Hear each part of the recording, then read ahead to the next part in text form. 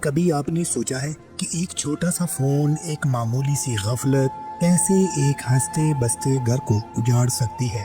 یہ ایک دکھی انسان کی کہانی ہے جو مجھے سنائی گئی۔ ایک وقت ایسا آیا کہ اس کی بیوی نے خود کہا، مجھے چھوڑ دو، میں تمہارے ساتھ نہیں رہنا چاہتی۔ اکثر مرد ایسے موقع پر ایک لمحے میں فیصلہ کر لیتے ہیں اور رشتہ ختم کر دیتے ہیں، مگر اس شخص نے ایسا نہیں کیا۔ کیوں؟ کیونکہ ان کے بچے تھے۔ ان کی زندگیوں کو سوچ کر اور معاشرے میں رشتہ داروں کی باتوں کے خوف سے اس نے اپنے آپ کو خاموش کر لیا۔ اس سے بھی بڑھ کر یہ کہ وہ جانتا تھا کہ میاں بیوی کا رشتہ ٹوٹ جائے تو صرف دو لوگ نہیں ٹوٹتے، ایک پوری نسل برباد ہو جاتی ہے۔